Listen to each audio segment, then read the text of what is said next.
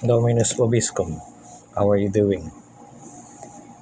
What is the difference between Catholicism compared with other religions?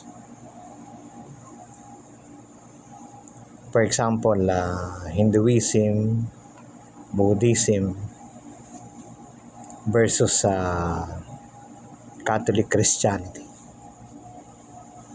By the way, when I speak here about Christianity, I'm only referring to Catholicism because basically the Christians, the first Christians are Catholics. There was no hyphenated Christians at that time. Now going back, what's the difference between Catholicism with other religions such as Hinduism and Buddhism? We know that in Hinduism and Buddhism there is a concept of karma. You reap what you sow.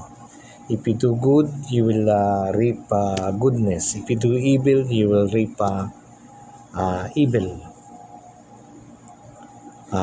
You reap what you sow. That is their concept of karma. That's why their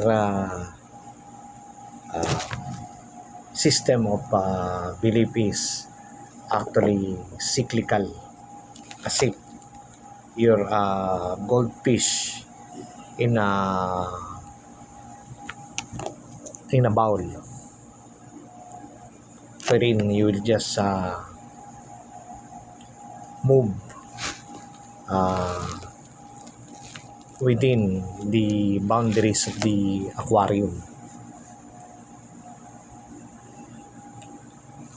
The difference again is in Hinduism and Buddhism, you have to save yourself. There's no concept of savior. Whereas in Christianity, we have a savior, our Lord Jesus Christ.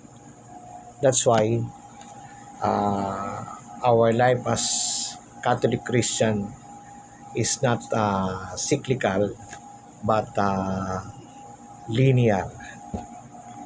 We have the beginning and we will proceed to our end.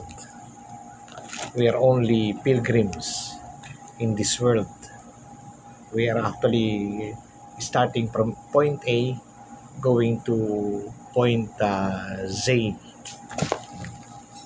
We have the beginning and we have the end. Our life is not cyclical but rather linear, from alpha to omega. And the great difference is we have a savior. We do not have the concept of karma because of course in Catholicism there's no such thing as reincarnation.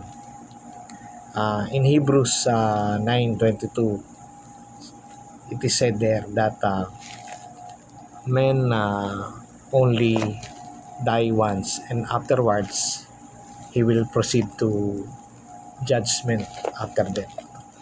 So there's no such thing as reincarnation. We only live once, we only die once, and therefore what is necessary while we are pilgrims in this world is we have this Catholic faith within us, because without Catholic faith we cannot be saved. Amen.